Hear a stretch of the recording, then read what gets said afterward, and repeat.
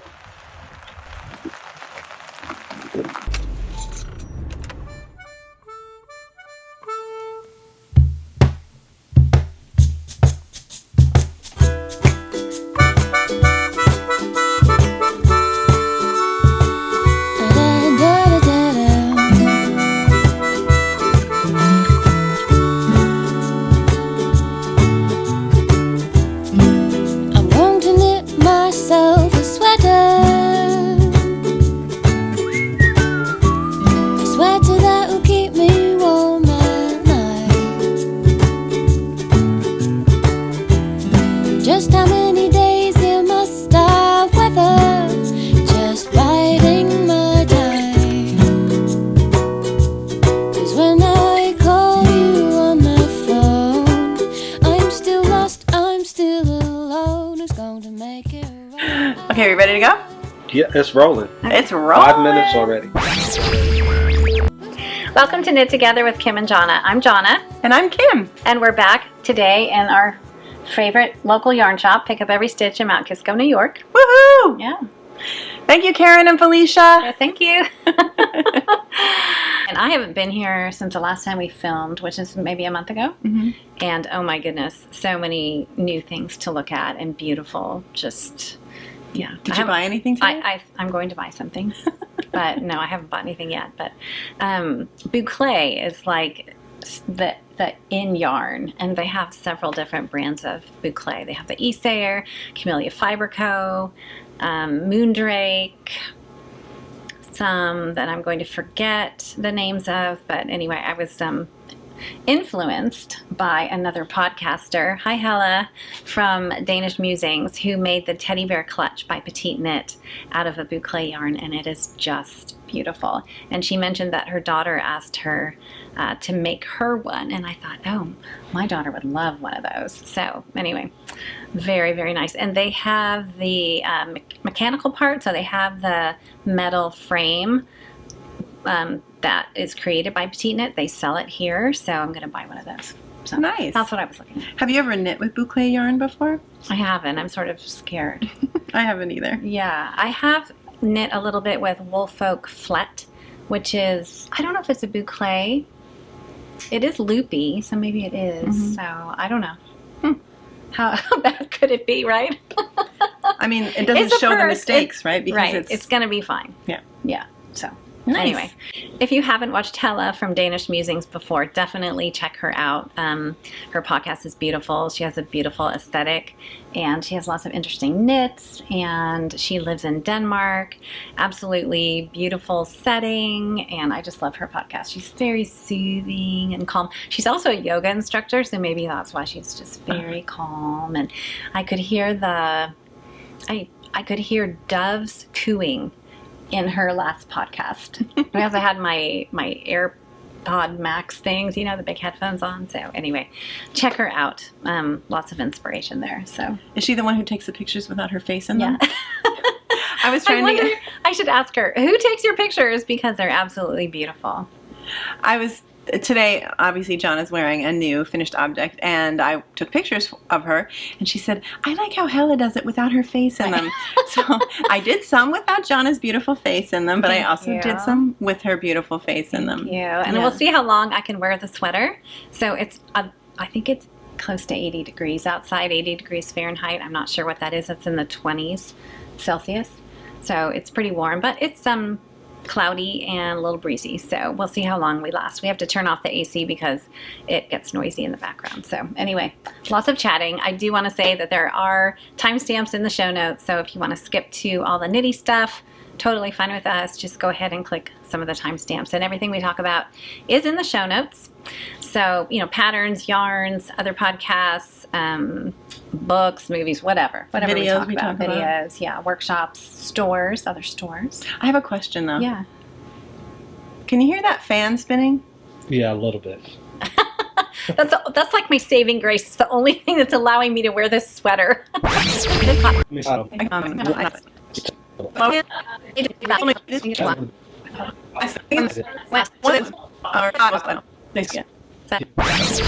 so We already turned the AC off, which you already mentioned, but I could hear this. And there's a ceiling fan right above us. Yeah, so If my glasses start sliding down my nose, I'm going to change. So I better start talking about this. Yeah, because we just had quickly. them turn the fans off. So Yeah. Anyway, she might even change her clothes. Who knows? You brought another outfit, right? I did. Just in Well, case. because I drove from Vermont this morning, and my glasses were already starting to slide down my face. And I made the mistake in last episode. I wore what I wore in the episode in the car, and the cotton in the Sabai top, it just got all wrinkly, and it wasn't super attractive, I thought. It was just, we're always hypercritical of ourselves. So Yeah, anyway, you noticed it. I now do not wear what I'm going to wear in the podcast in the car.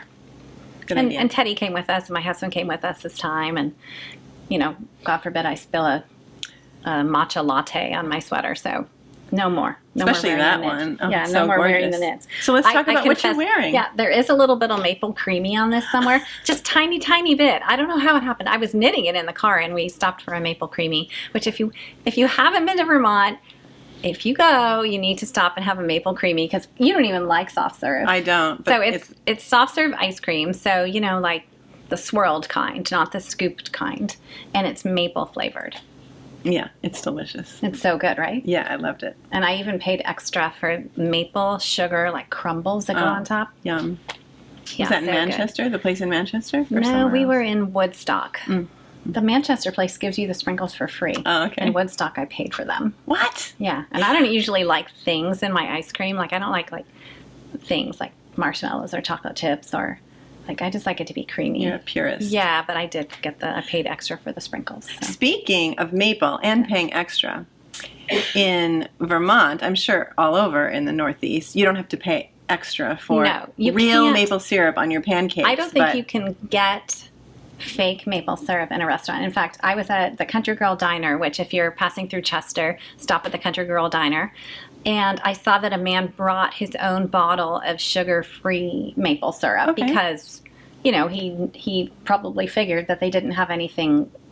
Yeah, they don't have low those sugar those or little fake. things of whatever the regular Right. big brand is. Yeah. But in Texas, if you want real maple syrup, you have to pay extra. That's okay. This is true. It is what it is. I saw a T-shirt in, I think the store's called H.N. Williams. It's across the street from the Dorset Farmers Market, and there's a T-shirt in there that says, "Life's too short for fake maple syrup," and I want to get it for my husband because he always orders real maple syrup wherever we go. Definitely should. Yes. So what were we talking about? Okay. We're going to do what we're wearing because Yes. So It's I gorgeous. don't expire. So I am wearing the Fun Fan Blouse by Anna Enge. Inga, Norwegian. E-N-G-E. It's a Norwegian surname, so, forgive me for the pronunciation. But Anna was formerly the co-owner of Pickles Yarn Brand, and she's gone off on her own, and so some of the patterns that she published under the Pickles Yarn Brand, she's now self-publishing as Anna Archive, I think. But we'll put it in the show notes. But anyway, her name is Anna, E-N-G-E, and this pattern comes in English and Norwegian, and I have to say I was heavily influenced by a friend who lives in Germany, who I maybe spoke about in our Vlogmas. You went to Vlogmas. visit her. That's right. And she came here to meet us and see the shop one year.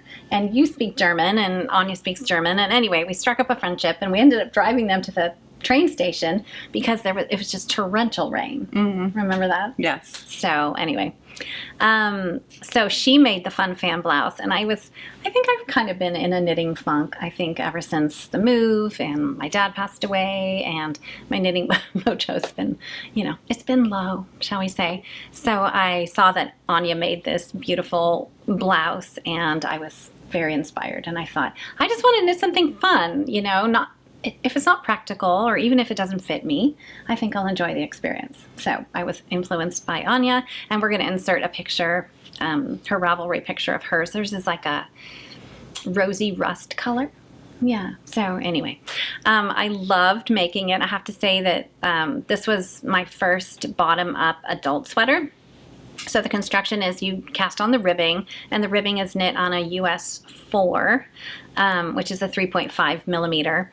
And I remember looking at the stitch count as I was like running out the door. The cool thing about a bottom-up sweater is you start with the ribbing, so there's really nothing to do. So it was good for a car ride. So I was thinking, oh, I'll just cast on this sweater while we're driving in the car. And so I remembered this number in my head, and it turned out okay. It was the number for the smallest size. The cast-on stitch number. Yes, the cast-on stitch number. So in hindsight, I would have cast on the bigger size, the middle size. So there's only 3 sizes, extra small to extra, extra large. So from bust size 39.4 inches to 52.8 inches, or 50 to 67 centimeters. And now I'm saying that, and that doesn't seem right, but I think it's right. If it's not, I'll put it in the show notes below. Or you can put the little Oops, she meant this. that thing. So US 4, 3.5 millimeter for the ribbing, and then so I did that in the car, and then the charts begin. And so this pattern is only charted, it's not written out, but I really appreciated that because it was a very succinct pattern. I think the whole pattern is maybe 3 pages, so like an intro and then the charts, little description about what to do, and then the key that tells you what the symbols are and things. So I really appreciated that. I think that there are some beautiful patterns that are that I am intimidated to knit because the patterns are like 20 pages long, and so that just seems overwhelming to me. So the charts are very simple, and it's the same chart, so variations of the same chart for the entire sweater. So I joked in last episode, that lace was intuitive, that some people say, oh, it was so intuitive. And I never think that. I always think, oh, not for me. It's going to be something that I'm going to have to, I'm not going to be able to carry a conversation. I will say that after the first chart, I pretty much knew what I was doing, and it was easy to see where I was. I could set it down and pick it up, which was really nice. And I could count the yarn overs, so I knew which row I was in, and I found it to be a very pleasurable experience. However, I will say the whole sweater is basically 1x1 ribbing, so it's a lot of purling. My right hand is a little sore from the purling, I will say. So let me talk about the gauge. So the body was knit on a US 6, which is a 4 millimeter. And I always remember that because Kevin from Needles at the Ready, in one of their podcasts, he says a US 6 is a 4 millimeter. And like, I always remembered that. I can't remember any of the other ones, but I can remember that one. So 4 millimeter, the gauge is 19 stitches and 25 rows over 4 inches. And mine ended up my gauge was a little bit smaller, so a bigger number, so 21 stitches over 4 inches, but my row gauge was pretty on, which was good. I did do an extra repeat in the body because I didn't want it to show my belly button. And I did an extra, so basically because I cast on the smallest size, I followed the charts for the middle size because I'm of average height and I just didn't want it to be too short. Right. So I added an extra repeat in the yoke also. So the yarn I used, I bought here. It is the Sanis Garn Sunday, which I find to be a very nice yarn to knit with. I've had absolutely no quality issues with it. No knots, no oddly, weird spinny parts, overspun or underspun. So I think it's a great yarn. I really appreciate the consistency. I appreciate the color. It's easy to knit with. So the color is powder pink. Is that right? Yeah, powder pink, which is 3511, color 3511. And the mohair is, I think, until I picked up the Majo mohair that they just started carrying here, I thought knitting for olive mohair was the softest mohair in the world. But the Majo, I have to say, the Majo mohair that I purchased last time for the breath blouse may be softer. But yes, so this is the Knitting for Olive soft silk mohair in the color Ballerina. It's a very, very pale pink, which I love. I think it's, and I always remember that Felicia told me pink is a neutral, but this this is definitely a neutral pink. I think it could even lean, Beige-ish. Yeah. Beige-ish, yeah. It's a dusty pink, don't you think? Oh, it's gorgeous. Yeah. So I mentioned it's bottom up. It has circular yoke decreases. So you knit to the underarms and then you start knitting the sleeves. And I have to say, 7 inches of 1x1 ribbing was a bit of a, it's like knitting a sock. So basically you knit the leg of a sock and then you knit the sleeve. Then you knit the other leg of a sock and then you knit the sleeve. And then you join them all together in the round, which I talked about in our last episode. You join sleeve, body, sleeve. Sleeve, body, sleeve. And I've never knit anything like that before. You did a child sweater like that before. I did. And I don't remember struggling. But I don't know if it was that the cable was too long, too short. I ended up having to magic loop it a little bit because you can tell by the sleeve. So it's pretty full here. And then it gets pretty narrow here. I had a hard time with my 5-inch needle tips making it around the sleeve corner. So that was a little bit of a challenge.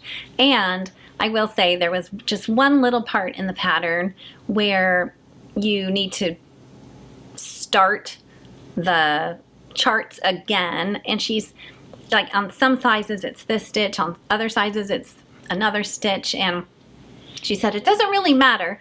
Just be sure you start like X number of stitches from this stitch. And so I will say, if you read through the pattern and that doesn't make sense to you, it will make sense to you when you're knitting. And I didn't weigh it because I just blocked it last night and I forgot to weigh it before I put it in my new fancy bathtub. You blocked it in your bathtub? I did. Well, I was looking around the house. So we're in Vermont, and we don't have everything that we have in our other house. And so I just thought, I'm just going to do it in the bathtub. Who cares? So we have a new bathtub downstairs. If you want to see more about the bathtub, Jonna, we recently aired Catching Up with Jonna. We haven't done that in a long time. No. But Jonna was inspired to do a video. I said, yeah, do it.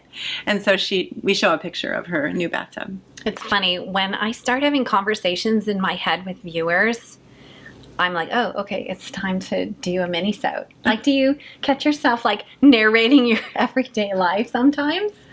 No. Oh. I was like, oh, well, I want to talk about this, and I want to talk about that. So I asked him if I could do a mini-sode, and that's how that happened. Yeah. So I used 4 whole, I don't know, you call these bullet skeins, don't you? Yeah, you can call it whatever you want. Yeah. Okay, 4 whole bullet skeins, and then this is what I have left over, the 5th one, and this is what I have left over of the 5th ball of mohair, and the yardage is the same in these, so it's kind of nice. I ran out of yarn at the same place, so that's what I have left. So no yarn chicken at all. But did you swatch? Extra. You did not swatch. No. So would there have been enough yarn? Because typically a pattern is supposed to give you yardage so that you have enough yarn to swatch. So I bought this yarn for something else. Right.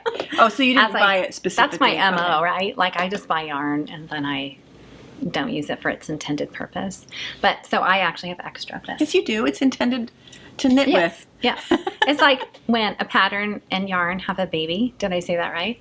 It's like sometimes the yarn has to just marinate a little bit and then I'm inspired to make something with that yarn. Figure out what will it birth. Yeah, and I think as long as you buy yarn that you like, you'll use it eventually. Exactly.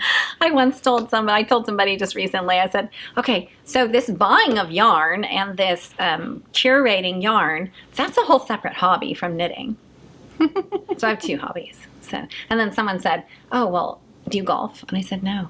They said, oh, well, that's really expensive. So I was like, oh, I don't feel so bad. And I have something to show for it when I'm done. Yes. Not just like a scorecard or something. Not just a memory of Not just bragging rights. The perfect Although, score. bragging rights, can we just, So anyway, let me see, make sure that I pulled a Kim and I actually measured this morning. So the finished bust is 42 inches. And so it's a little bit bigger than the finished bust of the smallest size, which is 39.4. So about 6 inches of positive ease, which is great. The sleeve length is 17.5 inches, and from the neck, which I kind of did like a little mock turtleneck length, I guess, to the hem is 20.5 inches. So I'm kind of in between a size 1 and 2, which is perfect. So the magic of blocking, I tell you. Did you stretch it to get that measurement, or? I mean, anyway, it's lace, so you do need to stretch it a little bit to open it up. So, true story. I do not have blocking mats in Vermont. And so last night I was thinking, what am I going to do? Like, I don't want to pin it to a mattress or, a towel, because that's just going to be wet. So I remembered that we have a Porta-Crib baby mattress, and it's sort of plasticky. So it was actually the perfect size.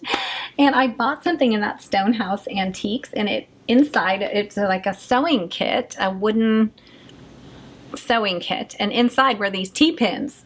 So I remembered I had those. So no, I didn't stretch it per se, but I did like smooth it with my hands. I wanted some ease, and I was worried about that. Also, the yoke was a little puckery, and so that has totally smoothed out. And I have to say, I can't really look down and see, but these little things, I think. The little scallops are the beautiful. Little scallops. It's actually just like the center double decrease that makes those, and that's my favorite part. And all of this 1x1 ribbing. So I really, really love the yoke. I think it's really elegant. You did an Italian sewn bind off? I did, because I was worried about this being wavy. And then I was also worried about it being too tight and I wouldn't be able to get it over my head. So that would be a bummer. So I did not do setup rounds or anything. I just did the sewn bind off. And it's the Chili Dog video. I'll link it below. In the round with the little removable stitch marker on the first two stitches. Oh, magical. Yep. It's my favorite sewn bind off video, and I refer to it every single time. I don't trust myself to do it correctly without rewatching the video. And there was something else I was going to say. Oh, I had a viewer, someone from Instagram, tell me, and it was so cool because I really had never thought what I would wear the sweater with, like how I would style it. I have to say, maybe that's not my area of expertise. Yes, it is. I really like styling bedding. That's one of my hobbies. Like, I like to curate bedding. Pillows, blankets. Pillows and blankets. Yes, she does, and she does it very well. I do. But this viewer suggested, you can wear it with like flowy ivory pants and like a silky or satiny mermaid skirt or something on the bias. And I started to think, wow, this could be a very elegant top. Yes. But I'm wearing it with jeans today, so it feels very casual and comfortable. So, and I had my daughter's approval, so that's a win. Nice. Yeah. So I think that's it. Great. I love it. It's really Thank you. Stunning. I'm only mildly warm. And just so you know, this is the only finished object in the entire episode. Well, you had so many. I had so many last time. And I had none. But we had a big gap, and I was knitting a lot, and now I haven't been knitting much. So, right. Yeah, it's perfect to be the only one. It's just, Thank now you. I want one. So you can knit me one. Speaking of knitting her sweaters, so what are you wearing? What am I wearing? I am wearing, actually really funny, Justin is here with us today again. Hi, Justin. Hello. And when I said something about my sweater, he said, that looks like your sparkly silver ranunculus. And I said, wow, so observant. It is a ranunculus, Justin. Wow, you're learning so much about knitting. I know. He might even become a knitter. You never know. You never know. I might go into the equipment office at the community college and see him knitting away on something. Anyway, it is a ranunculus, and I did not knit it. Jonna knit it for me back in 2020. Oh, really? Yes, I looked it up. During COVID? Or? It was for my birthday. So it was during COVID. It was during COVID, yes. Yeah. And I mean, look at how gorgeous it is. I think for a while I didn't wear it because I had gained a little weight, and I've lost that weight, and now it absolutely fits perfectly. I was going to wear a different ranunculus, actually, and then Jonna said, what about that one I made for you? Do you ever wear that? And I pulled it out and put it on, and it fit perfectly, so that's what I'm wearing. And, of course, ranunculus is by Midori Hirose, and we've knit many of them. Yes. Maybe 7. I've knit 7. You've knit 8 or something like that. A lot. Yeah. And we have a whole episode about ranunculus love, and we still get comments. We got one recently. Oh, really? Someone asked what needle size and gauge I used for the black one, and I don't think back then I was keeping track. So eventually I'll look it up and see if I can find the answer. Anyway, she knitted in, how do you say that, Yarnellier? Yarntellier. Oh, there's a T in it? Yarntellier. I Okay. think. Cashmere Like atelier. lace. Yarntellier. Okay. Cashmere lace in the color Mist. And yeah, I don't know what size. I don't even know if she remembers. So this is back when the ranunculus was one size. Right. Fits all. And I used a US 10, which I have no idea. Is that an 8 millimeter? Oh, we have a chart. US 10 is a 6 millimeter. 6 millimeter. We have a chart. And the way we would change, if you look at the original picture of a ranunculus, is it still the same picture? I don't know. The young woman in the picture is very thin, and the sweater is very oversized, but you don't have to make it that way. And a lot of people, that deters them from knitting it, but you can just, and we didn't even gauge swatch back then. Change the needle size. Change the needle size. And I've knit one for a 2-year-old. yeah, exactly. By changing the needle size, and then you had to change the stitch I count. eliminated some rows. Yeah. Yeah. But it's pretty easy to modify. But look, it's absolutely perfect. I love it so much. And she even bought me a matching silver gray camisole to wear under it, and I'm wearing that. And it's cashmere. Yes, it's cashmere. And I did not follow the pattern on the sleeves, but I think that detail is in my Ravelry notes, which we'll link below. Yes. So the sleeves wouldn't be fluttery because the original pattern, either you just bind off, basically. On that row, when you're gonna, you just bind off the sleeve and then continue the body in the round. And it can be a little fluttery. So I think I knit a few rows and then I bound off. And fortunately, it's not too tight. No, it's perfect. Yeah. So I love it. Thank you so much. so pretty. It was much Yay. easier to knit this with one strand of lace weight cashmere than it was to knit with one strand of mohair. Mohair, because you made the wedding ranunculus. And I didn't love that experience. I don't love all my knitting experiences, but we keep No. doing it, right? We keep doing it. The positive experiences outweigh the negatives. Very much. So that's what I'm wearing. You can find it in Jonna's Ravelry, which again, she said, we'll link below. Yes. Okay, WIPS. So, WIPS. I have not done much knitting. Since we filmed our last episode, I went on vacation for 2 weeks. I also have been in a major cleaning spree. And not just cleaning my own stuff, cleaning out my brother's truck, cleaning, when I was up at the cabin in Canada, I cleaned out all his kitchen cupboards and everything. I reorganized. I got permission first. I've just been in this cleaning. I don't know why. And even when I got back, I did more. So I haven't been knitting much. And I think I've also I had knit a lot of, I don't know, maybe more complicated things. Also, the things I'm currently knitting aren't just in the round, easy things to knit. So I really need to focus or have space to lay things out. So I just haven't been knitting much. So that said, I'll sound like Jonna. My main WIP, oh gosh, I'm grabbing more than things than I want to. So my main WIP that the only thing I've really been working on is my Lizard Ridge Afghan, I guess you'd call it. It's just called Lizard Ridge by Laura Ayler in Noro Curayon. And I think I mentioned in the last episode that I took a little class from Keith. I almost said Keith Richards. Really? What? Isn't he in the Who? Yeah, or something. Really? He's a knitter. No. Keith. Leonard. Okay, thank you. I took a little Zoom class with Keith Leonard, one of my favorite teachers ever.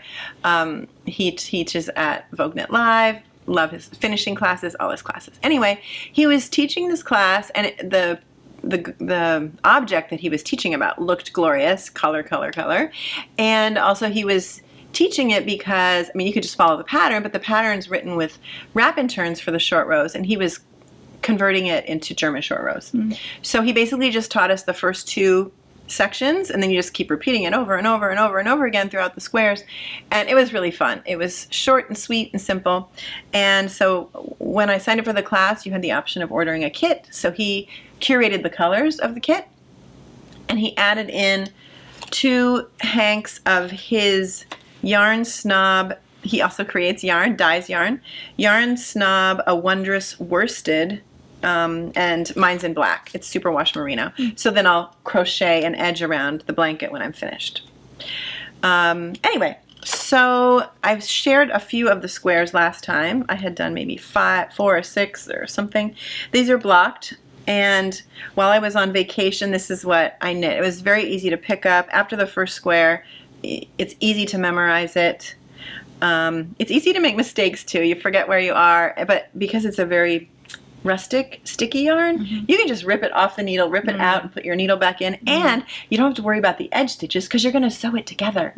So even if you can't get the edge stitch on the right way, it doesn't matter. So in the whole entire blanket, there's 6 squares by 4, 24, and I've knit 12 now. So I'm halfway done. Nice. I know. And actually, these lower ones, I just tried to block last night, and they're still soaking wet. Oh, really? Yeah, and I realized, too, I soaked 8 of them They are. and only had enough pins to actually pin 4 of them. So the bottom ones, actually, they've gotten flat in the pile. But they're just beautiful. They're all They these are. bright colors. And then when you sew them together, obviously, you'll make sure, however you want to do it, like one color toward the next, or less contrasty toward more contrasty, or whatever. Like a gradient? Yeah, kind of, I guess. I don't know how that works. Maybe you have to knit them with specific colors to do it that way, but I just try to do high contrast. But the yarn also changes within the these come in what do they come in, balls? I can't even remember now. So you don't know what it's going to be, so it's kind of hard to guess. But I didn't do any yarn management. Like, I didn't think, oh, there's one that I didn't know if I loved this one. But I just kept going. It's fine. I didn't really love the brownish color, but I wasn't going to cut it out. It's going to be gorgeous. So I've done, oops, they all fell on the floor. I've done 12 of those, and that was really the main thing I worked on. The only other thing I did in Canada, finally, when I was done with my cleaning spree, I cleaned off the dining table. This is a very rustic cabin. Okay, I hope this doesn't gross people out. Mice run around this cabin while you're sleeping. Oh. Okay. But it's, Conrad says the mice own it for 10 months out of the year, and for 2 months he's there in their house. And there's no running water. Right, there's no Plumbing. plumbing water. You pump in with this big iron pump from the lake, the crystal clear lake water. Now, he said way back in the 50s and 60s they would drink the water, but now we don't drink it. You use it for washing dishes and things like that. And then he goes to the local grocery store and gets the big, huge, like you would put in a water cooler. Oh, okay. And he doesn't have a water cooler, but then he pours it into this other thing, and then we dispense it. But Okay. that's our drinking water. But he has a propane stove and oven, and a propane, it's the original one after they switched from, they had an old wood burning, one of those old wood burning actual cooking stove. Amazing. It's still in the cabin. And he has a propane refrigerator, and obviously a grill out back, and an outhouse. And no shower, but we swim in the lake every single day, multiple times. Anyway, I got off track. But to take out a project and lay it out on the table, I scrub the table, make sure there's no food scraps and everything, and I lay everything out. I have to get really organized. So I did start the Intarsia baby blanket again, but Jonna can talk about her WIP next. Oh, okay. Go for it. Okay. So, okay, I'm kind of mid-row here. Oh, Sorry. that's okay. Do you want to Okay. finish the row first? Here, let me show this side. That's okay. I wove in some of the ends while we were sitting here because otherwise it just looked really Do you want me to not hold it while very you talk? attractive. No, it's okay. Okay. So I wore the Sabai top number 2 in our last episode. This is a Sabai top number 1. It's a pattern by Susan Mueller, who is Paula Strick Did I say that right? Paula Strick. Paula Strick on Instagram, and that's kind of also her designer name, I guess. And I learned from Taylor, who has the Wool Needles Hands podcast, that Suzanne learned how to knit from her grandmother, whose name was Paula. So that is why Suzanne is called Paula. So that's the story behind that. So I, again, was inspired by a friend who thought about turning the Sabai top into a dress. And I thought, well, that's genius. So I love my Sabai top. Why not make one in black? And I actually happen to have one of the suggested yarns, which I will bend over and talk about because I talked about it in my mini-sode, and I want to make a correction. This is La Mana Perla, and it is 60% cotton, 25% alpaca, not yak. I saw a little animal picture and assumed it was a yak. and I assumed it was a yak, but it's very obviously an alpaca. No, I don't know. I thought it was a yak. So it's baby alpaca, Pima cotton, and 15% silk. So I had this in stash because I, of course, bought it to make something else. So I bought 8 balls of this because it came in like a package of 8 balls, I guess. And it's color 01. It's black. And it has 50 grams, is 115 meters. So I have 8 of these, which is 920 meters, which I believe is enough for a dress of a length. Hopefully one to cover my rear end. But I thought it would be interesting to make a dress. But what if I will I know?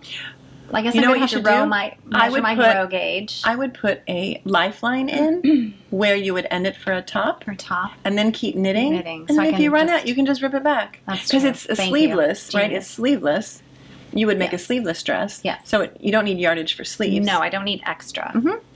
Genius. That was my concern was, if I don't quite make it long enough, I mean, I am a woman of a certain age. It could be a tunic. I'm not quite a tunic person either. Yeah.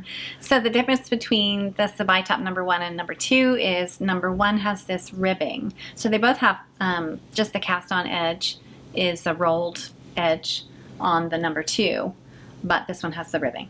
So, but both number 1 and number 2, the instructions are included in the Sabai top pattern. You don't have to buy a separate pattern. No, they're included in the one pattern, and the pattern costs $5.65 US dollars, which is €4.62. Look at me! I even did the pattern prices. Sorry, my needle just slipped out of my stitches. Okay. So this is knit on a US 6, and the whole thing is knit on a US 6, which is a 4mm needle. So you do not change sizes for the ribbing. And I have to say, I cast on loosely. I just did a long tail cast on, and I just kind of made sure that there was space in between the cast on stitches rather than like casting on a bigger needle. Because I had read a few project pages where it was too tight to, it was just uncomfortably tight, I guess. Oh, I remember what I wanted to mention about my Fun Fan Blouse. There are no short rows in it. Yay! That's what I wanted to say. But I was thinking as I was doing the ribbing, you can certainly put short rows in the ribbing if you choose. But it in no way feels restrictive or too tight in any way. Or it doesn't ride up in the back. Right. No, not as far as I know. Nope. No. Okay. I wanted to mention that. Okay, back to the Sabai top. I measured my gauge, and my gauge is actually spot on. So that's nice. I don't know if it's because of I'm using a suggested yarn or not. And I do know that some people have had trouble with the armholes of this pattern being too deep. So I went back and I measured the gauge on my ivory one, which is made in Sanduscar and Lena, and my row gauge is off. My row gauge is, there are more rows for 4 inches than the pattern suggests. And so my armholes are probably not as deep as the pattern. If you're going by rows. If right, it went by rows instead of measurement. Yeah. So I didn't really check my row gauge, honestly. I don't know if that's a bad thing or what. But anyway, my row gauge is on for this one. I have finished the increases. So you cast on in the round, you do a few rows of stockinette, and then you start the ribbing, and then you pretty quickly divide, right? yeah, you pretty quickly divide. Like this is as far as you knit. And then you knit the front and the back flat, and then you join underneath the arms. And so you can see that I've already done the increases. This is the front or the back. There's no short rows in this one either. And the raw edge at the armhole is the finished edge. You don't have to add anything. No, and it's actually a slipped stitch and just a tiny bit of an I-cord, like it just rolls a little bit. And then this pattern, this version of the Sabai top has this ribbing down the armholes, which I thought was really, really pretty. So I'm actually really loving this, and I'm loving that it's just pretty soon I'll join underneath the arms. It'll be round and round. It'll be amazing, like yards and yards of stockinette. So I guess what I need to make sure is that my bust measurement of the garment is big enough to fit over my booty. I'm not sure. So my best measurement is the 36. I don't know. I think my hips you are a wouldn't want little to bit add any bigger. increases, maybe? I don't Make know. it A-line, more A-line? Maybe. That's a good... So it's the other Sabai top I have is sort of naturally A-line, but there are no increases in the body. But I'll have to give that some thought. I don't know. Yeah, do you want it like a sheath, or do you want it Right. I mean, I would... like an A-line? Right. I don't want it... Certainly don't want it to flare. But you can try it on as you're going and decide. But I could also do the same... mirror the cast on the hem. So I could do some ribbing on the hem. Oh, yeah, so that would be wouldn't nice to make it more flare. firm. But here's my other concern, is that a whole garment, a whole dress made out of this, what if it's really Heavier. heavy? And what if it stretches like 5 inches or something? So, and you can't really know that with a swatch because... it's exponential, just the weight of the garment. So, Yeah. I don't know. To be determined. We'll see what happens. I mean, no matter what, Anyway, it'll probably hang more than a top. It's just the weight of it is going to hang. Right. It's going to pull it. And then will the armholes be extra deep? Oh, gosh, I don't know. So who knows? You'll have to stay tuned to find out. Let me make sure that I said everything. So this comes in sizes from extra small to extra, extra large. Bust circumference 30 to 50 inches, which is 85 to 131 centimeters. I mentioned that it was top down, knitted flat to underarms, joined in the round. Is it supposed to have a specific positive or negative ease, or in those finished measurements? Yeah, the Fun Fan Blouse did not have any recommended ease, which I really appreciate, knowing what the designer intends for positive ease, because if you want it to look the way it looks in the picture, and on the model, you want to know the ease. So no, the Fun Fan Blouse did not have a suggested ease. That said, so you can buy this pattern in English, the Fun Fan Blouse I'm talking about right now. Sorry, I'm going back and forth. On Ravelry in English, but you can buy it in Norwegian on her website. And so there may be more information in Norwegian on the website than there is in the English pattern. So it says here that now I'm talking about Sabai. Okay. It says the top can be worn snug with 0 to 2 centimeters of positive ease, but it also works well with a little more room, like 5 to 8 centimeters.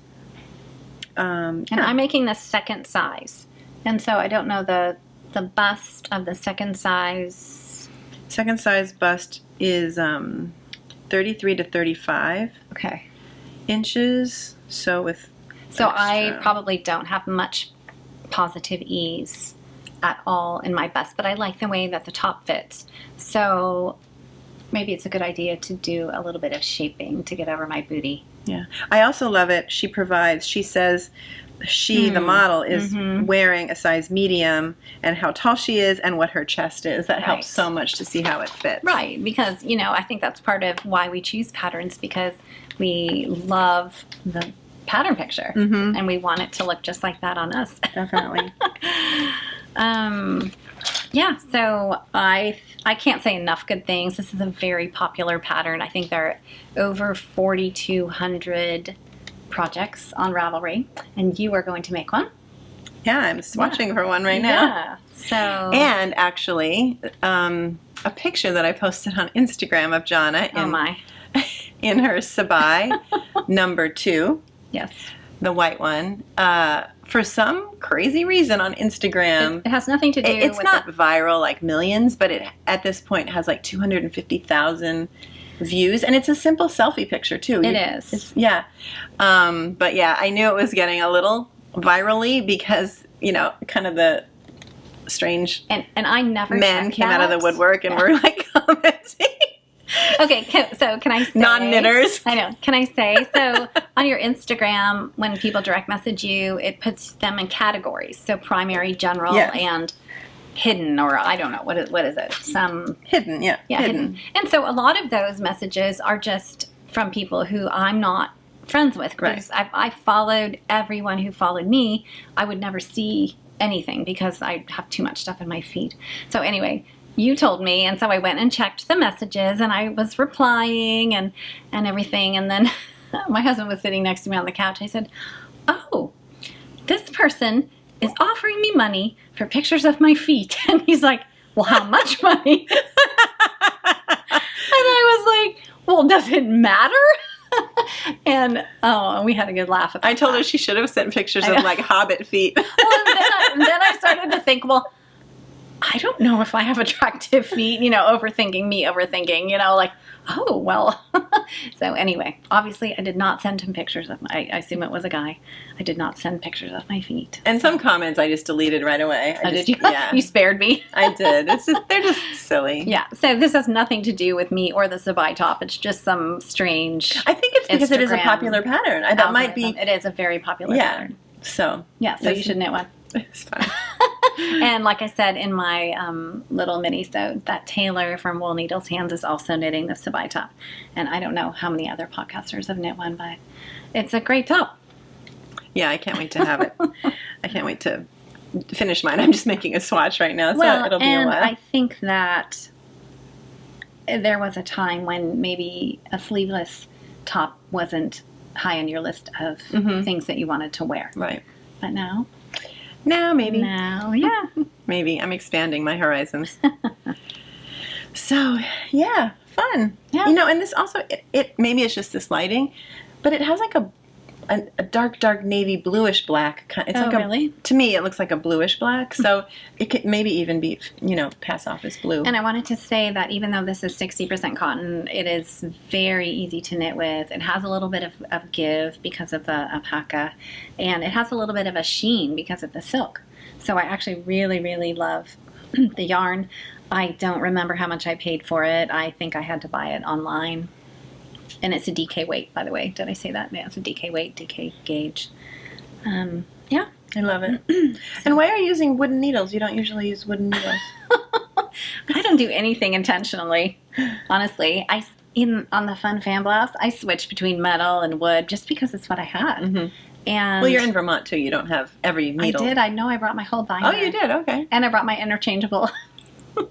So it was probably just the needles that I had that were the right length and the right size, and I was like, but I do like the wooden needles for slippery, you know, more like plant-based yarn. Yeah, definitely. So no, and it doesn't really affect my gauge. I don't think it affects my gauge either. Taylor did mention rowing out because there's a lot of knitting flat, but I don't. My tension is pretty even. I don't have the rowing out. Okay, problem. what does rowing out mean? I don't know what that Rowing means. out means that the gauge on your knit rows is different from the gauge on your purl rows. Oh, that isn't. I don't have that issue either. Right.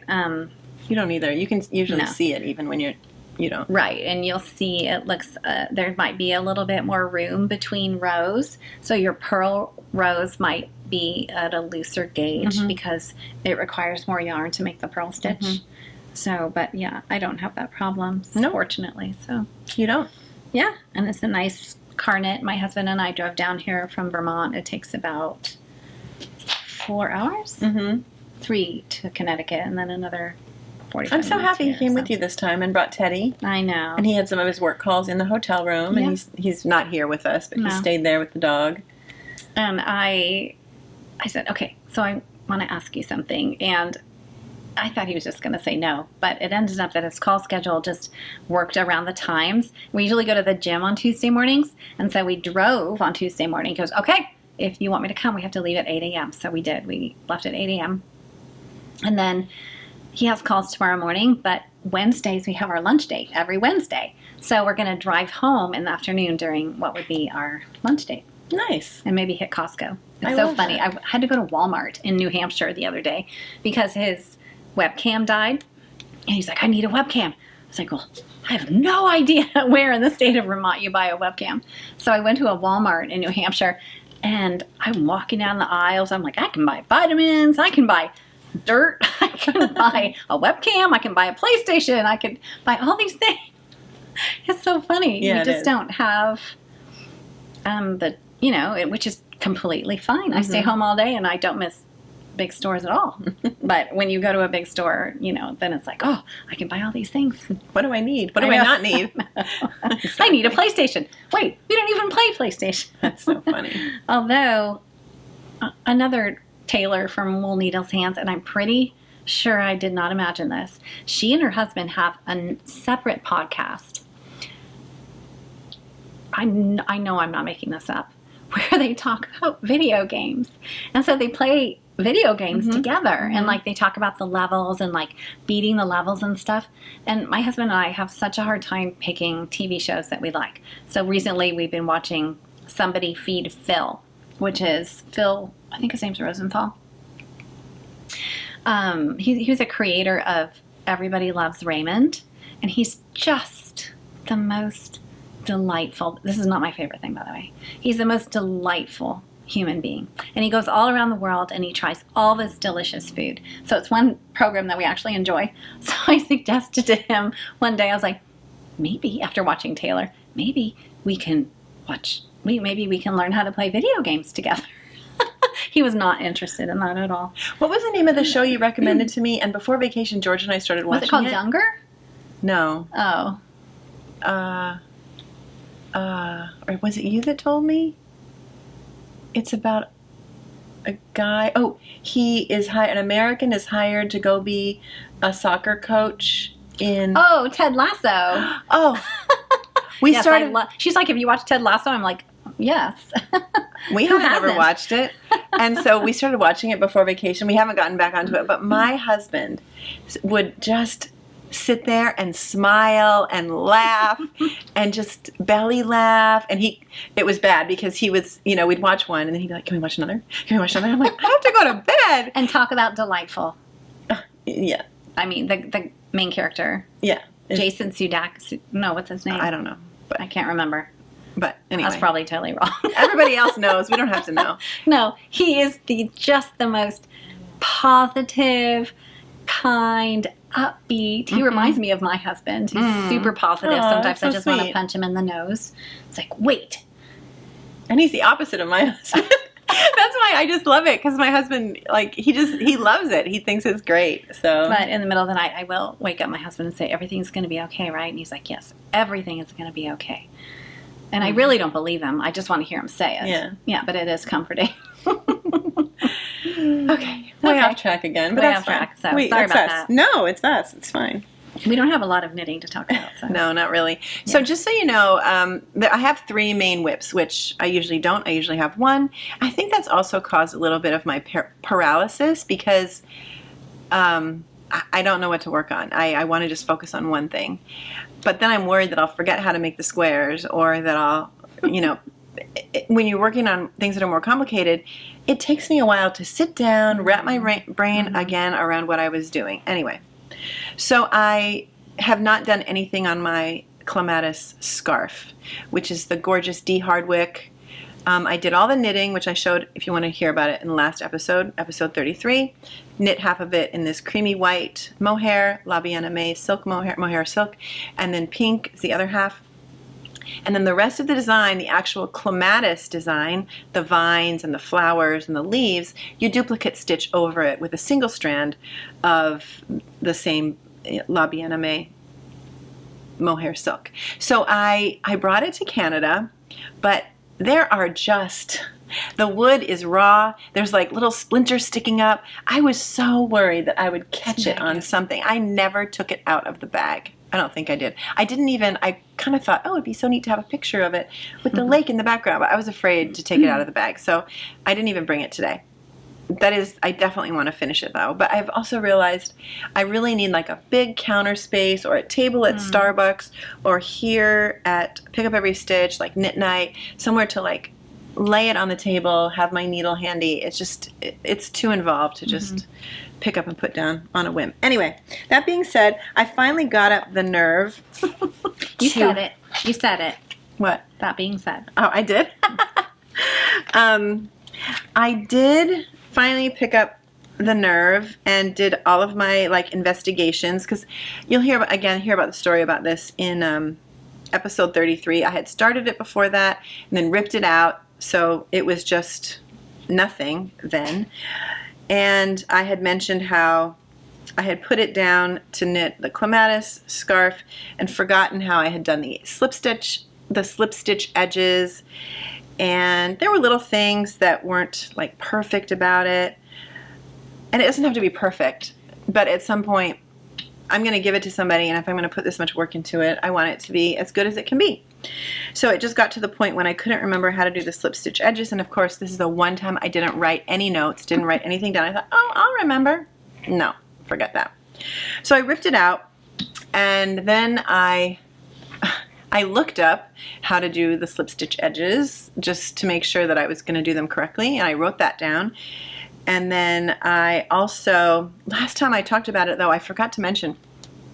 So this is a baby blanket for a woman at church who had her second baby, and I needed to be inspired what kind of blanket to make. So I decided to make it an intarsia blanket of my own design based on one of her paintings. And so this is a chart of one of her paintings. She has also very complicated paintings. I had chosen an easier one, but I just she loves this kind of pop art, bright, abstract. It's just perfect. So it's going to be, a smaller size stroller blanket. I'm thinking maybe 36 inches by maybe 40 something.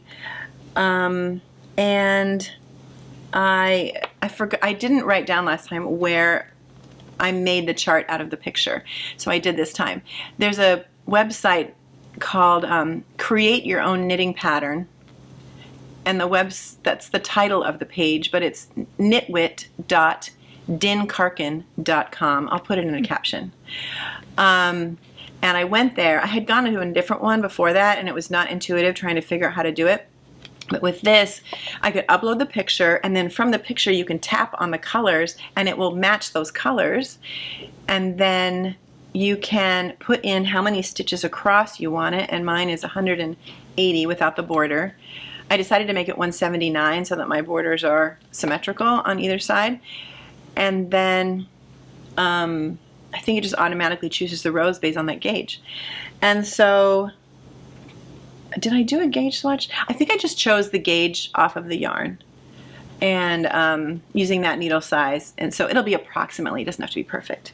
But this is the chart, and then I drew in 10 by 10 lines for the squares so I can see where I am in the chart.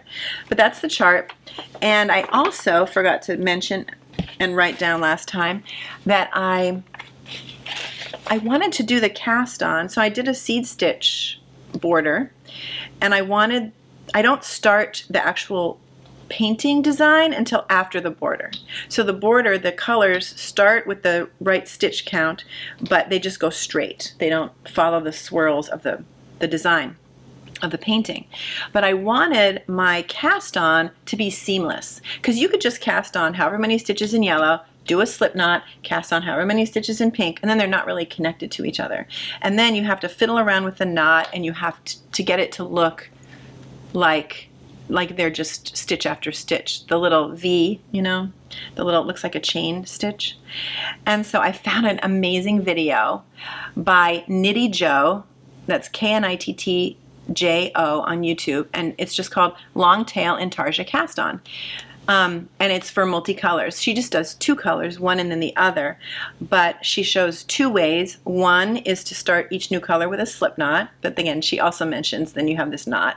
And then another way is to just do the twist like you can do. Where, but what you do basically, I wish I could do a tutorial. Hers is great, but I even modified hers a little bit.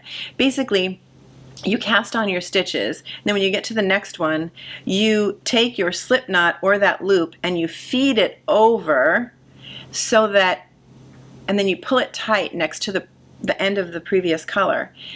But your tail and your feeder yarn to the ball are still in the loop.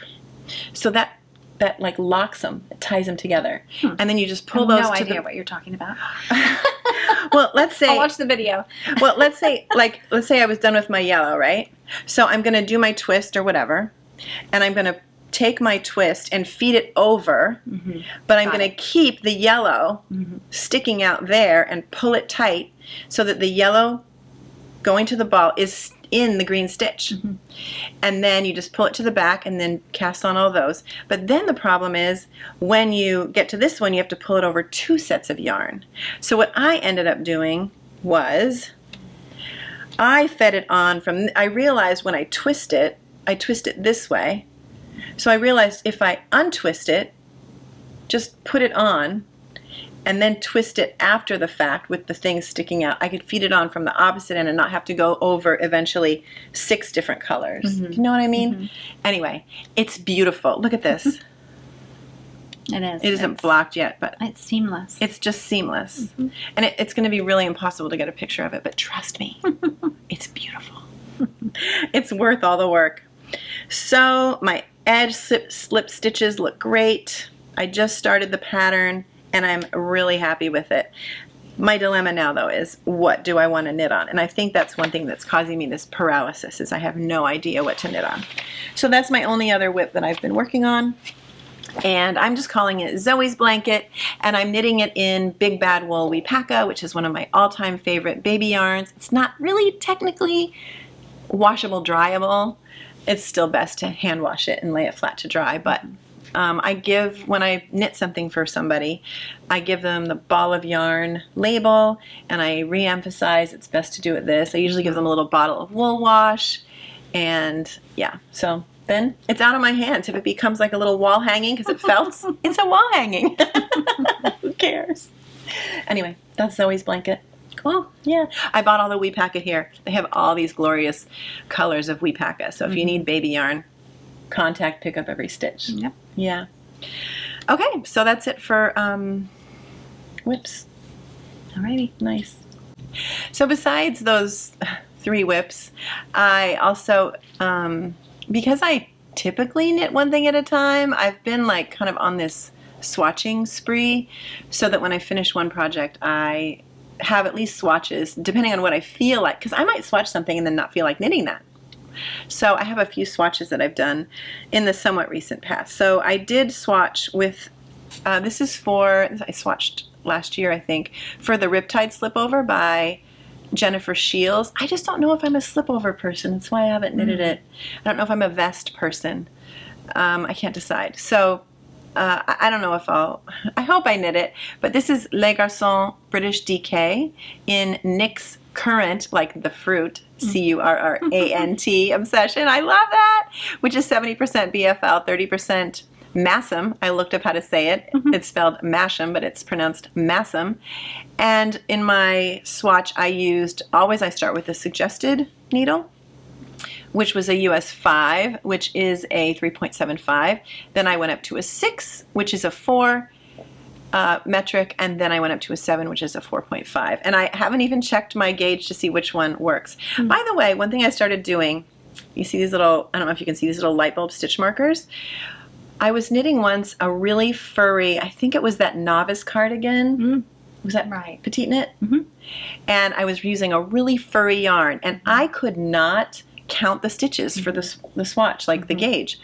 And so I started around, like if it says 20 stitches per 4 inches, I put a light bulb stitch marker. Well, first on my needle, I just put a regular stitch marker around those, and then I have 5 stitches on one side typically and 5 extra on the other side.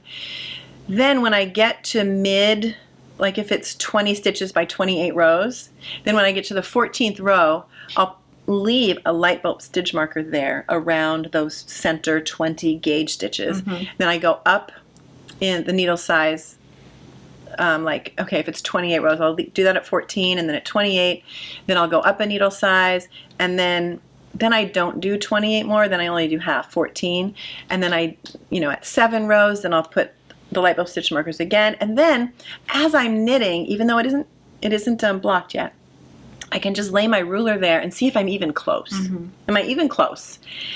And when I realize that I'm close, like even with this one, if I needed to go bigger, I could probably just guess and go to the next size. I don't have to knit it. So that's for the Riptide Slipover, and I love the color. This red is just it's very heathery. It's so beautiful. You can't really see all the detail. I also had swatched, I think 2 summers ago, last time I went to the Mayak retreat, Hohi had designed a shawl, which, did I do that shawl? I don't think I did the shawl. Or maybe I did. I don't even remember. But she also designed the hipster top based on a popular hipster shawl she had done in the past. And I did swatch for it, but I never did knit it. Again, it's a tank top, and I haven't really been a tank top knitter. So I don't really know if I'm going to knit it, but I do have a whole collection. It's supposed to be 2 colors plus a different accent color for this hipster detail on the shoulders. I have a whole array of leftover Mayak Baby Yak silk from previous projects. I could make it all different multicolor stripes, which would be really fun. So I might do that. That could be ready to go. Pick it up at a moment's notice and knit that. And then more recently, I just love this yarn. When I was in Bordeaux the first time visiting my son, 3 summers ago, I went to La Droguerie, one of the 2 main, I would call, yarn shops. And it was the place where you don't buy a hank, you buy per grams how much you want. And the hanks are hanging there, one of each color and each type of yarn, a base. And then when you want yarn, they go behind there and the cones are there, and then they wind exactly the weight that you want. Wow. Which is amazing. So these are, I would guess, 100-gram balls. Then they divide them into 100-gram balls. So this is for a sample that I saw in the shop called Bambara. I've shared it before. And it's their own pattern. And the yarn is Caress. I bought you the same yarn, I think, in blue. And the color, this one is Jardin Japonais, which is obviously Japanese garden. Did I say that right? Taking French. I'm taking French. Jardin. Jardin. Jardin. I can't do that IN. It's so hard for me. Japonais. And it's 15% silk. It's a lot of different fibers. 15% silk, 18% mohair, 34% bamboo, 10% angora, 23% wool. So I did swatch for that. I only needed to go up my needle once because I was close to the gauge. The only thing is, it has a curved split hem. And they did the curved split hem by cast on 5 on that next end. Cast on 5, and it's a stair step. I don't want to do that, so I have to convert it to short rows. Also, after you finish it, then you have to pick up stitches and do ribbing below that. So I'm wondering, any of you knitting experts out there, because I don't know the answer, can I just cast on my ribbing with the number of stitches they say, do the ribbing, and then switch to stockinette, and then do the short rows? Change the needle size? Will that work? And then all you have to do at the edges, because you'll have that little edge, you'll do the one front, the curved, and then the split, and then the back. Then once you continue after you're done, then you have to sew those little ribbing edges overlap. They overlap. You know what I mean?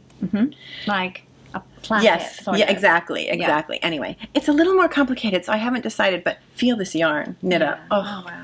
It's so beautiful. This is an olive green. It's so gorgeous. It's so light. Oh, I love it. It's a V-neck, a simple V-neck long sleeve or 3/4 sleeve. So that's ready to go. I also brought to Canada, which I didn't do, these 2 yarns, which I bought here years and years and years ago. This gorgeous mussel and kelp.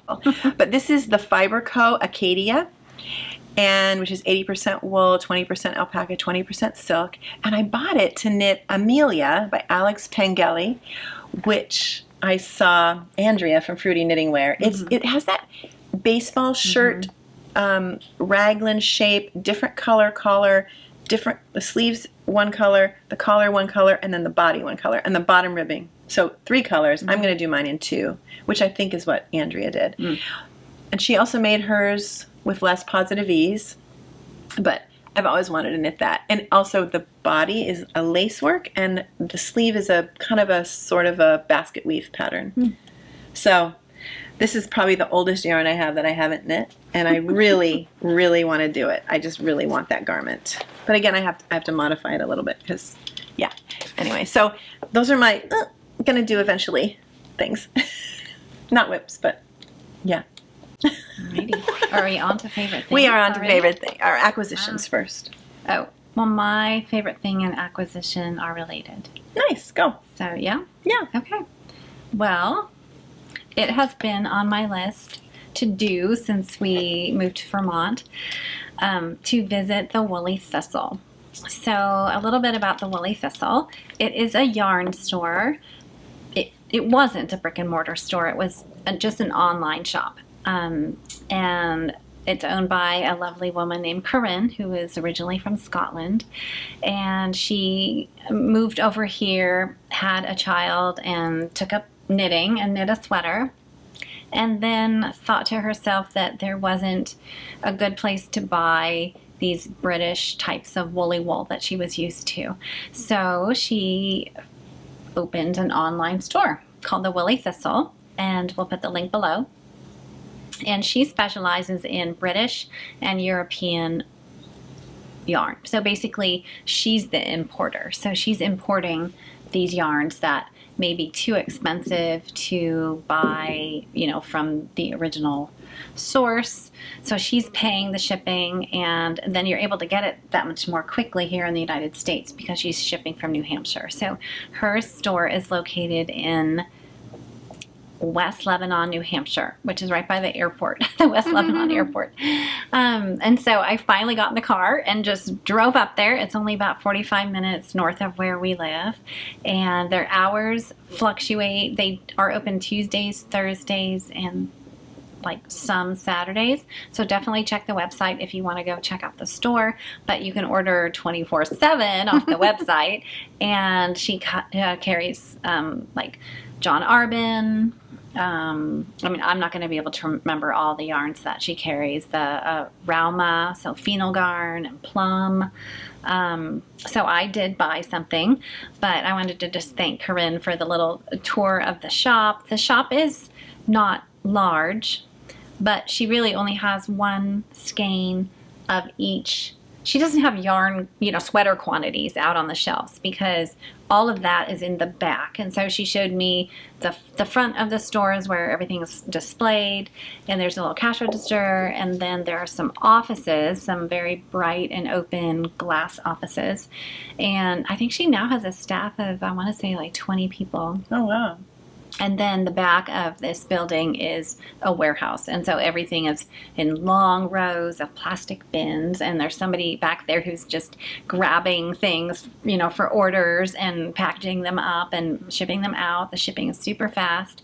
And, today with the tariff situation, I know that some yarn manufacturers have stopped shipping to the United States, but she has an inventory, and she's managed to navigate the tariff situation, and you are able to get those British and European woolly wools from their store for now. So what else what I bought. You bought, yeah.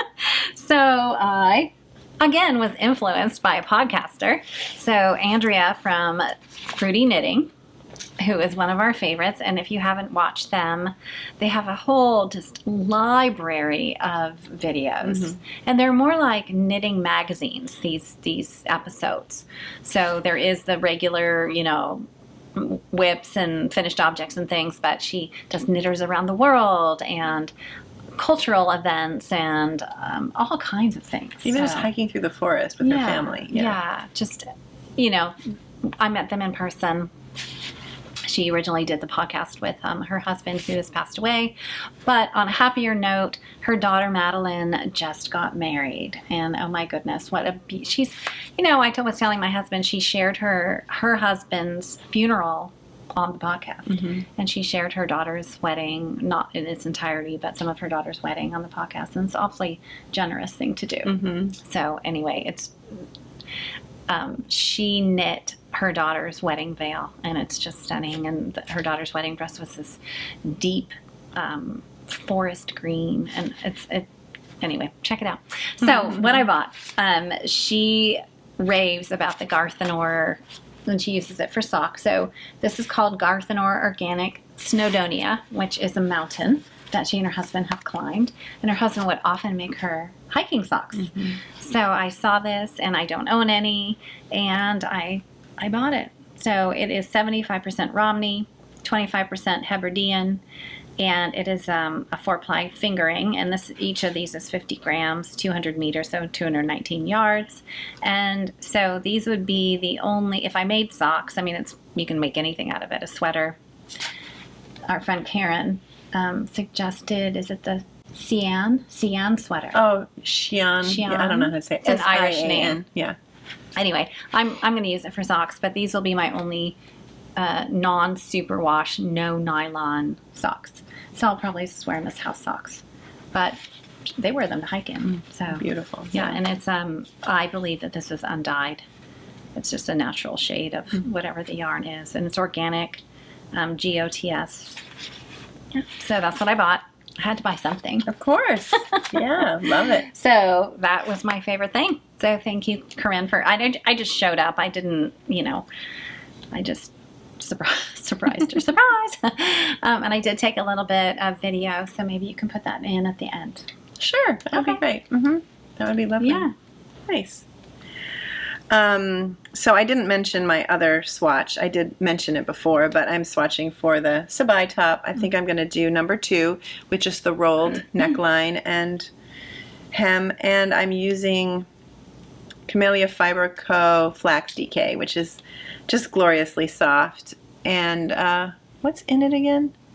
50% alpaca, 25% linen, and 25% silk. And I used it once to make the Yume by Isabel Kramer. But yeah, so that was my other swatch that I'm currently working on in case I do want to do a tank top. You know why I didn't choose the Sabai top number 1 the first time?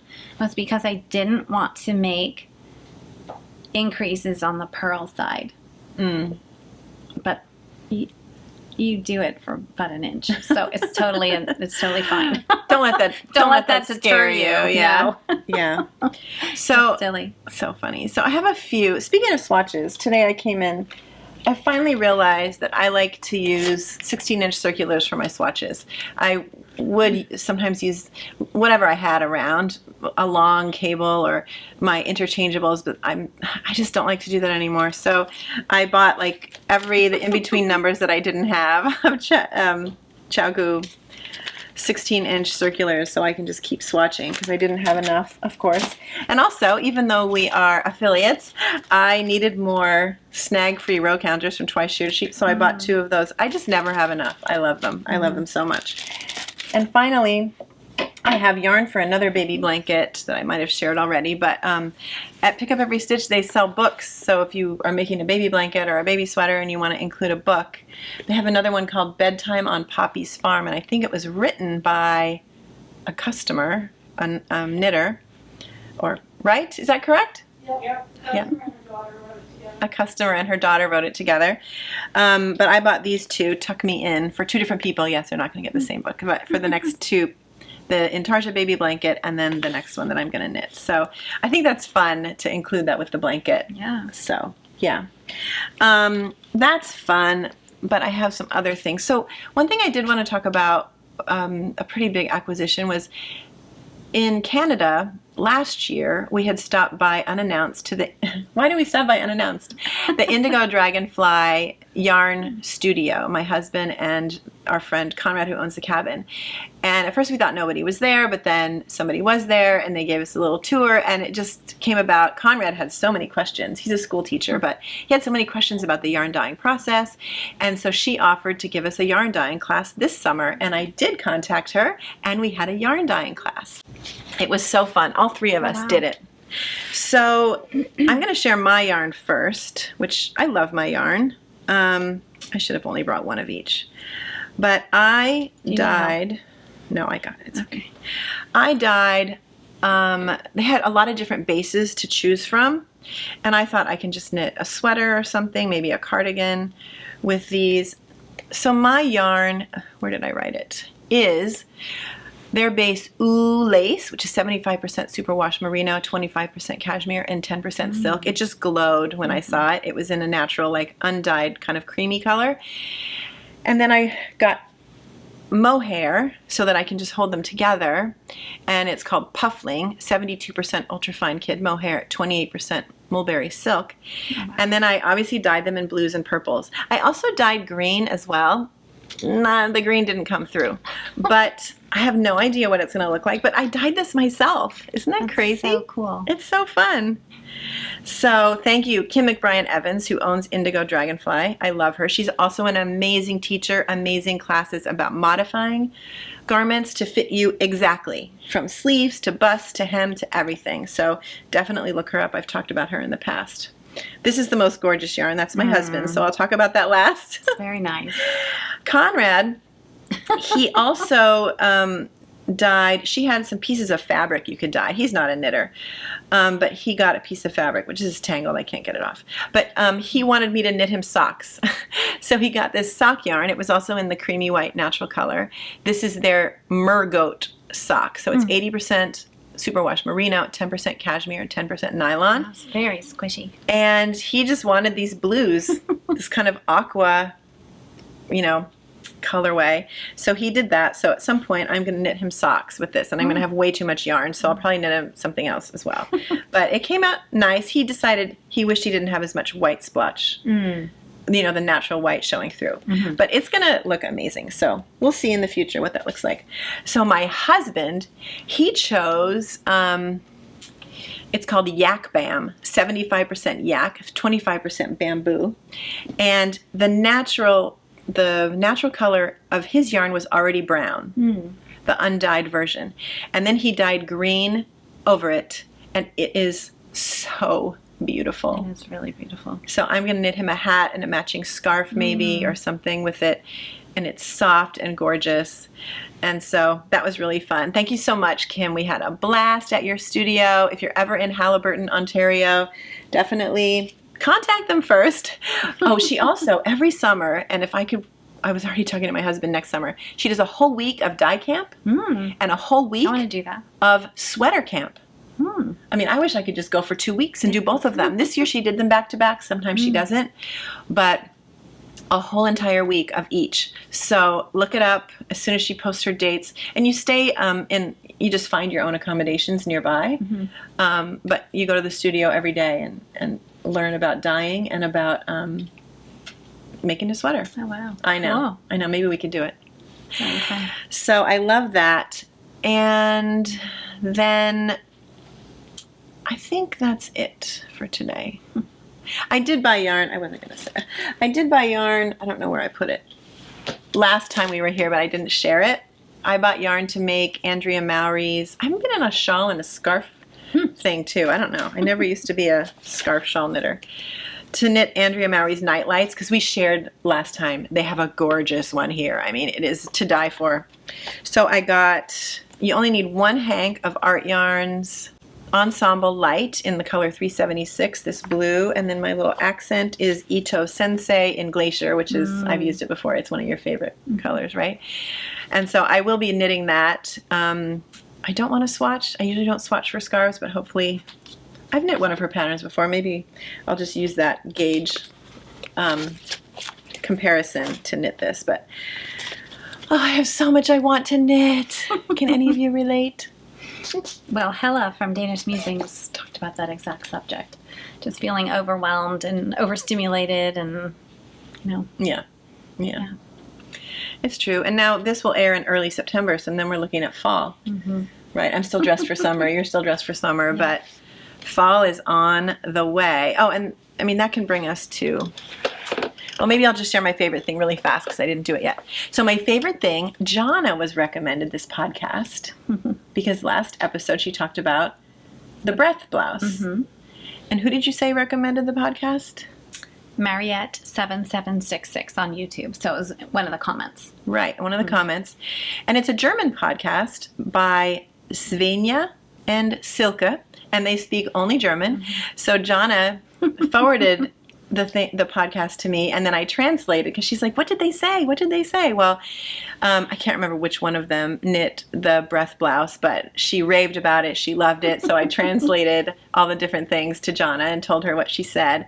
But they are adorable and lovely. And as you know, I speak German.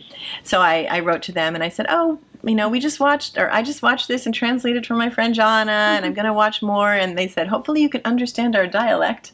They're from southern Germany, but I can because I lived in Austria, and sometimes those dialects are very similar. But I love them. So if you speak German, or you can put the subtitles on and translate into English or whatever your language is, they are wonderful. They posted their first video about 9 months ago. It's called Fiberabend, and Abend means evening, so Fiber Evening. And then now they're up to number 18 of Fiberabend. They also have a couple of Fiber Spezial, and those are about events and things like that, Fiber Specials. And they just did their first 2 Fiber Talks, number 1 and 2. I don't know if those are interviews. I haven't really been able to watch them yet, but they're adorable and lovely. So follow them. And yeah, I just love them. The name of the podcast. Oh, did I say? I don't think so. Oh, Tweed and Twill.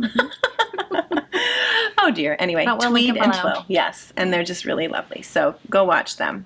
That's it then, except for these beauties. So instead of having mannequins behind us, this collection of sweaters was sent to Pick Up Every Stitch by Isayer. They're all Isayer patterns from this book by Mariana Isayer. And they're all knit, obviously, in Isayer yarns. These samples will be here for a while longer, but I am sold by samples, as I've mentioned in the past. So, like this one, I absolutely love. So you. It's so insanely gorgeous. This is the Circles and Stripes. And it's all in Isayer yarn. Jonna loves this because we counted the stitches, and there's only 4 stitches wide, so you don't have to catch any floats. And they're all gorgeous. This has flowers on it, so of course, So you. I love this one. And if you want to know what any of them are, I'm sure you can look in the book. Oh, this book. It's their last one here, and they've ordered them over and over again, and they sell out immediately. So if you're real quick, you can get this one, or, you know, maybe if they place another order. Oh. I mean, I don't know if I can show every single this. one is just more gorgeous than the last. What? Oh, wow. So beautiful. Yeah. This one. Look at this with the cables and the lace. This is so beautiful. And I wasn't going to show all of them, but I can't stop myself. And this one. Yeah. Beautiful. That looks like a Vermont, like wear it a mucking jacket. around in your, what are the boots called? The boots that I borrowed? My Blundstones. Blundstone. This looks like a Blundstone sweater. Oh my gosh, I bought a Schlanket coat. Okay, what's It's a robe. It's a sub-zero, waterproof, goes down to my ankles, and it's hooded, and it's the best thing ever. Oh, wow. Yeah, so I'm prepared. That sounds amazing. I'll For have to borrow Vermont that. Well, winter. it'll be too small for me, but I am prepared. nice. It's But a beautiful book. yeah, so those are the samples that Read we're highlighting. Oh, nature provides inspiration for colors and shapes. The joy of seeing and experiencing and then transforming it all into knitting and patterns has enriched my life tremendously. Aw. Mariana Isayer. What a beautiful thing to say. Yeah, it's really, Yeah. really, really beautiful. So I think that's really the end. That sounds so final. Well, it is also, I'm a little sad because I'm happy to see Jonna today, but after we see each other today, you drive back to Vermont, and then within a little while, she flies back to Texas. I'm having a big birthday, so I'm going home for my birthday. And my grandson Max was also born on my birthday, so it's his birthday also. We missed several birthdays this summer, so we're going to go do that. But then I will be back here pronto in October for Rhinebeck, New York Sheep and Wool, and a woolen affair. I didn't say an affair to remember. A woolen affair. And then here at Pick Up Every Stitch, they have an event. It's maybe their 3rd year, called Road to Rhinebeck. And it's going to be both Thursday and Friday this year. So it's a fun event. You know, the store's crowded, but, you know, nothing like the, you know. Nothing like New York Sheep and Wool. No, but I mean, this is a beautiful store, and it is on the road to Rhinebeck. So if you're coming up from New York City, this is not out of your way. If you're coming from the east, anywhere out east coming this way, yep. And we will be here, and the Knitting Posse will be here. They have a podcast if you haven't heard of them, and we'll link that below. And Needles at the Ready, Kevin and Ray, they also have a podcast, and they will be here. So, and probably some surprise guests, I imagine, and some yarn creators, designers, manufacturers. Usually dyers. they include a trunk show in it, right? Usually some kind of trunk show, and just come and squish all the beautiful samples and peruse the incredible selection, and yeah, you will not be disappointed. Yeah, it's always the Thursday before the Rhinebeck weekend really gets underway. Is it Thursday and Friday this year? Yeah. Yeah, Thursday and Friday. So that's October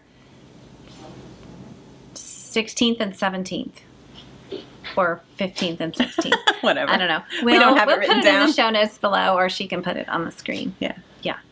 Our special guest this year is coming from Italy. Okay. Just to be with us. Okay. Are we allowed to announce who it is or no? Yeah. Okay. Special guest is coming from Italy this year, and it is. Gnocchi del Lupo. Oh wow. Oh, we can't say that. Maria. She'll- Maria Ferry. Oh. Eyes Special of the- guest. It translates to Eyes of the Wolf. Oh. Gliocchi del Lupo. Del Lupo. Yeah. Eyes Eyes of the Wolf. Eyes of the Wolf. So the creator of this yarn is coming especially here from Italy. Will she have a special Pick Up Every Stitch She will. colorway? She will.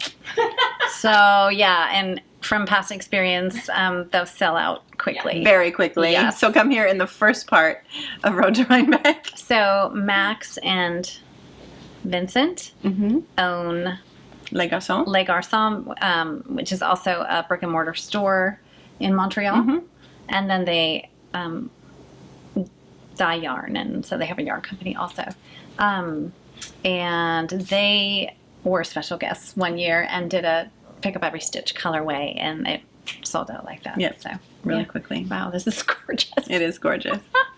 You're not in your my blue. gosh. You were in a Well, blue. I'm a sucker for anything blue. Yeah. No, It's so funny. I feel like blue is one of those colors, like, people are, like, have a visceral reaction. They either love it or hate it. Oh wow. Yeah. Yeah. No, I love it. It's gorgeous. It is. This is very beautiful. So yeah, I'm not bringing this home. that means she is. No, I'm not bringing this home. I do Okay. not need this. Well, her birthday's coming up, so maybe But she'll receive it as a something gift. I may bring home. I was, my husband and I were driving to Vermont. We always stop in Columbus, Ohio, and it was hot. And I walked into J. Crew, and there's a big sale. You know, things were on sale, and then they were 60% off the sale price, right? So I bought this dress, and it's colorful for me, right? But I love it. And I thought, on the way down here, I thought, I should definitely buy yarn in this color. So our trusty cameraman said to go shopping so he could take some B-roll or something. Is that what it's called? I don't go to film, That's what film it's school, called. so I don't know. But I picked this up, and I thought it was just beautiful. And this is the Magot mohair, which is incredibly soft. But they probably have 5 different colors of red that I could pair with this. So if you don't know, Felicia, one of the owners of the store, is the mohair queen. She knows. If you need help picking out mohair, she's your gal. And they have so many different brands. So many different brands. I mean, They have Mohair Island. It's over there. Maybe Justin can take some B-roll of And Mohair Island. This is an Isair color, which might even match. Oh, it matches more. Yeah, it won't it pop matches as much. better. Yeah. This is called Poppy, and it is from Moondrake, and there is a Poppy mohair, but it's a little brighter. But this is pretty too. They're really pretty. Yeah, like I need more. The yarn would tone this down, and this would brighten this up, and this would just blend perfectly. Right. And then the other things, like I said, did I mention? It's been such a long podcast, I can't remember what I said in the beginning. It isn't that long. But they have several different brands of boucle yarn, and I feel like boucle is like having a moment. And I just watched Hella's episode the other day, so it's fresh on my mind, but she made that teddy bear clutch by Petite Knit, and it's knit in boucle yarn, and I saw this. It's Moondrake also. It's in the natural color. This is plush paca, 70% alpaca, 30% merino. It's 162 yards for 100 grams. Wow, but the pattern is, I did mention it because I mentioned that they have the hardware for it. Mm-hmm. But yes, I just thought, this would make a really pretty, Really pretty. clutch. And they have lots of different brands of boucle. And obviously they have all of this Isair yarn that you would need to make all of these samples and much more yarn, gorgeous yarn from everywhere. Yes. Seriously, I'm staring at the Ito over there, and yeah, it's just really gorgeous. So if you haven't been here and you're coming to Rhinebeck, definitely make Pick Up Every Stitch a stop. Yes. Yeah. 100%. It's out, you can take a train from New York City. Right. And walk. How far is the walk from the train station? 5 minutes. Yeah, like 8 minutes. And if it's not pouring rain, it's easy peasy. Yeah, it's really, really perfect. So it's just 5 to 8 minutes, depending on how fast you walk from the train station. You don't have to rent a car. You don't have to take a taxi. Nope. And get back on the train and go back to New York City. So it's really perfect. Nice. We did it. And if you let us know, we'll try to be here. If she's in town, and I live just a few minutes away, so we'll try to come and Otherwise, she say has hi. a cardboard cutout of me. So. She has a life-size cardboard cutout of us. We did that a few years ago. It was really funny. Before you moved to Texas. Yes. But yeah, so sometimes people will come in and say, "Are Kim and Jonna here?" And they're like, "Well, no, but but kind of." And they'll pull it out, and people will get their picture taken with That us. was all her idea. It was silly, but yeah. All right. Well, thank you for joining us. And if you're new, we're so glad that you took the time, and I don't know if you're still here at the end, that you took the time to watch us. And if you like this video, please hit the like button. It helps us it helps the YouTube algorithm so that our video gets promoted.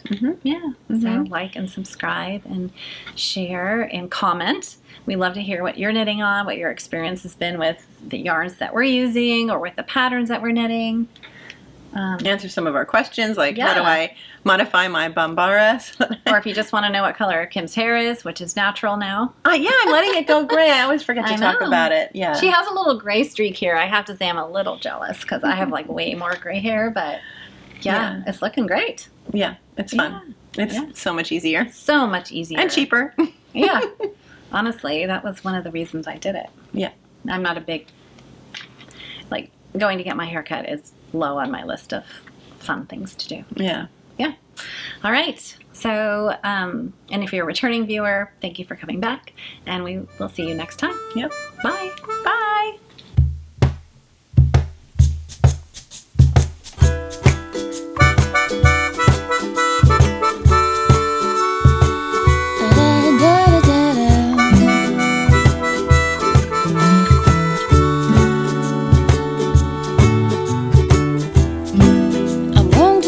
Myself a sweater, that will keep me warm at night. It took us a while to realize, We can stop. we can just stop and start again. If you haven't watched Hella from Danish Musings, her podcast is beautiful. She has beautiful aesthetic, not aesthetic. Yeah. Like we don't have to go back to the beginning, right? I know. That can be a blooper. You can just say 2 words over. Exactly. Oh my gosh. And your snowbell top. No, that was Senna's Garnlina. Oh. Yeah. Whack. Sorry. Never mind. That's okay. No big deal. I'm surprised I even remember. We did it. I'm actually getting good at this. You are. We both. I didn't screw up too much. No, I have a lap full of yarn though.